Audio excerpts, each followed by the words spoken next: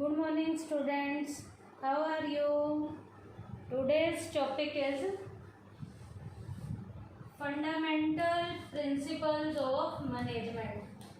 बेटा हमारा टॉपिक पिछले कई दिनों से चल रहा है फंडामेंटल प्रिंसिपल्स ऑफ मैनेजमेंट। एनबी फ्यूल के 14 प्रिंसिपल हमारे चल रहे हैं। इसमें आज हम करेंगे 12th नंबर का प्रिंसिपल जिसका नाम है stability of personal. Stability of personal का मतलब है एम्प्लॉई को यूनिट के अंदर टिक कर काम करना है कि वो टिक कर काम करता है या नहीं करता। क्या कह रहा है ये principle? According to this principle there should be a stability of tenure of the employees so that the work continues efficiently। Employee की यूनिट के अंदर स्टेबिलिटी होनी चाहिए ताकि वो अपनी वर्क की जो एफिशिएंसी है उसे कॉन्टिन्यूस तरीके से वो इम्प्रूव कर सके, एफिशिएंट तरीके से उसकी वर्क परफॉर्मेंस अच्छे से चले। इसका मतलब वो टाइम पे काम को फटाफट से ख़त्म कर ले।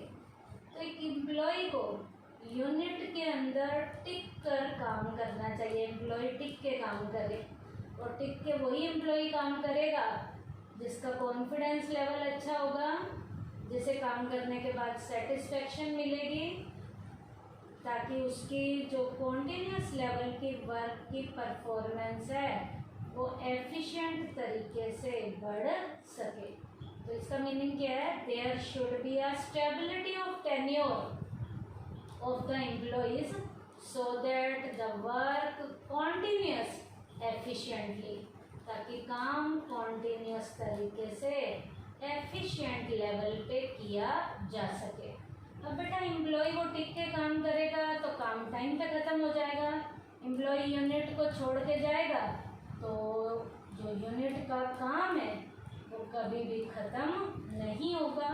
नए आएंगे, काम को दोबारा से शुरू करेंगे तो वर्क की परफॉर्मेंस पे इफेक्ट आता है। और यदि एम्प्लॉय टिक के काम करता है तो वर्क कॉन्टिन्यूस तरीके से अच्छे तरीके से टाइम पे क्या हो जाता है? पूरा हो जाता है। अब बेटा स्टेबिलिटी ऑफ पर्सनल को यूनिट पे यदि अप्लाई करते हैं, ये प्रिंसिपल बढ़िया तरीके से काम करता है तो इसके पॉजिटिव इफेक्ट हमें मिलते हैं। और पॉजिटिव इफेक्ट क्या क्या मिल रहे हैं? Increase in the confidence of the employee, employee का कॉन्फिडेंस लेवल इंक्रीज होता है। उसके बाद increase in the reputation of the company, company की रेपुटेशन बढ़ती है। और जिस यूनिट में से एम्प्लॉय छोड़ के नहीं जाते, टिक के काम करते हैं, उसकी रेपुटेशन बहुत अच्छी होती है। जिस यूनिट में एम्प्लॉय को कोई तंग नहीं करता, एम्प्लॉय टिक के काम करते हैं, उनका कॉन्फिडेंस लेवल भी बढ़ता है। उसके बाद है skilled workers are inclined towards the company. Skilled worker जो हैं कंपनी की ओर आकर्षित होते हैं। पहले स्किल्ड वर्कर काम कर रहे हैं और दूसरी किसी कंपनी का भी कोई स्किल्ड वर्कर है, यदि उसे पता चले कि उस यूनिट में लोग टिक कर काम करते हैं, उनका कॉन्फिडेंस लेवल बहुत बढ़िया है, तो नए स्किल्ड वर्कर भी कंपनी की ओर आकर्षित होते हैं। तो ये पॉइंट क्या है? Skilled workers are inclined towards the company. उसके बाद है less expenses of training. Training का खर्चा भी कम करना पड़ता है क्योंकि कोई छोड़ के ही नहीं जाता। टिक कर काम कर रहे हैं, यदि कोई छोड़ के जाए तो नए को रखने में ट्रेनिंग देनी पड़ती है, लेकिन यहाँ तो एम्प्लॉय टिक कर काम कर रहे हैं तो ट्रेनिंग का खर्चा भी बच जाता है। तो ये पॉइंट क्या है? Less expenses of training. उसके बाद बेटा इस प्रिंसिपल को, स्टेबिलिटी ऑफ पर्सनल को जब अप्लाई नहीं किया जाता तो कौन से इफेक्ट आते हैं? वायलेटिंग इफेक्ट आते हैं, नेगेटिव अप्रोचेज आती हैं। क्या क्या? An atmosphere of disbelief for the employee. Employee के मन में बेटा, एम्प्लॉय के मन में अविश्वास की फीलिंग, अविश्वास का जो घटिया वाला एनवायरनमेंट है वो डेवलप होना शुरू हो जाता है कि यहाँ जाएंगे तो कोई टिक के काम करने नहीं देगा, तो एम्प्लॉय में डिसबिलीव की जो फीलिंग है, एक एटमॉस्फेयर, एक वातावरण पनपना शुरू हो जाता है। Decline in the reputation of the company, employee छोड़ छोड़ के यदि किसी यूनिट को जाते हैं तो उस यूनिट की, उस कंपनी की रेपो गिरनी शुरू हो जाती है।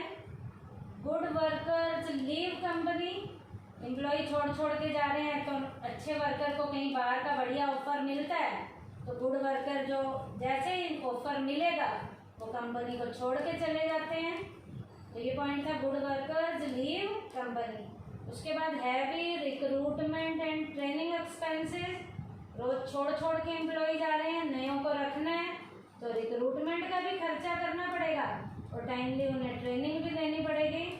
तो heavy recruitment and training expenses.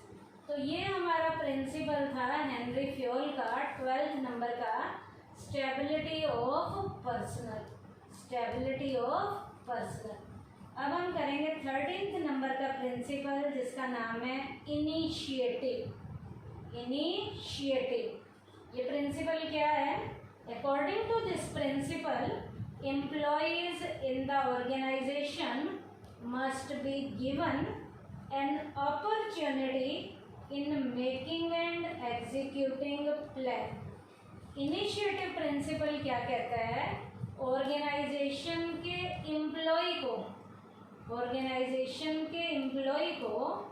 मौका दिया जाना चाहिए ताकि वो एम्प्लॉय प्लान को टाइमली बना भी सकें और प्लान को टाइमली अप्लाई भी, फॉर्मुलेट भी कर सकें।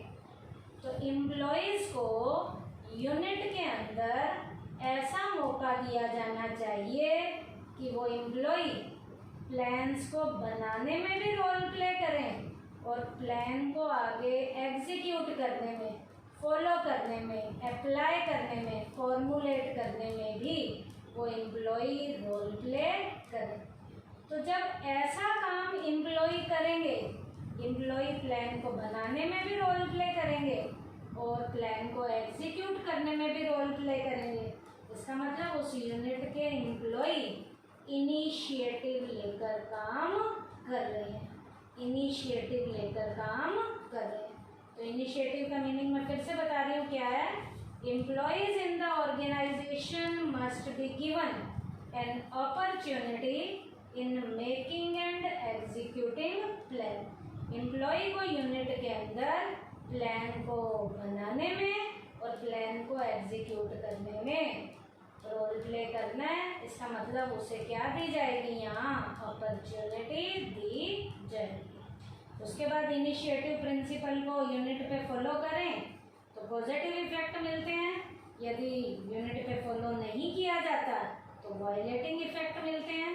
पॉजिटिव इफेक्ट क्या क्या मिलता है? पहला, increase in the thinking power of the employee, employee की सोचने समझने की शक्ति डेवलप होगी क्योंकि वो प्लान को बनाएगा भी, एग्जीक्यूट भी करेगा तो उसे सोचना पड़ेगा, दिमाग को घिसना पड़ेगा, तो एम्प्लॉय की थिंकिंग पावर इंक्रीज होनी शुरू हो जाती है।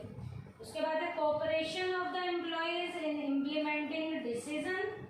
अब बेटा प्लान को बनाना भी है और आगे एग्जीक्यूट भी करना है, तो एम्प्लॉयज़ के साथ कोऑपरेशन की फीलिंग डेवलप होनी शुरू हो जाती है क्योंकि उन्हीं एम्प्लॉय पे वो प्लान एग्जीक्यूट करने हैं, तो कोऑपरेशन की फीलिंग भी आएगी क्योंकि बनाया भी उन्हीं एम्प्लॉय ने वो प्लान है और उन्हीं एम्प्लॉय पे वो प्लान अप्लाई भी किया जा रहा है। तो जिसने जो काम किया है उन्हीं पे अप्लाई किया जाए तो उन्हें लागू करने में कोई दिक्कत नहीं होगी। तो कोऑपरेशन की फीलिंग एम्प्लॉय के अंदर डेवलप होनी शुरू हो जाएगी क्योंकि वो डिसीजन उन्हीं पे इम्प्लीमेंट करने हैं।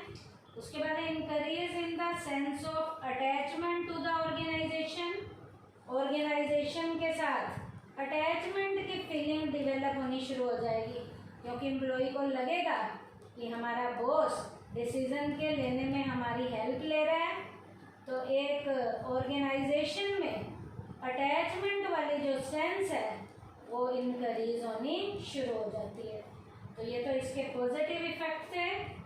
वायलेटिंग इफेक्ट क्या क्या हैं? इन ऊपर वाले पॉइंट की सारी नेगेटिव अप्रोचेज है। नीचे क्या? Decline in the thinking power of the employ.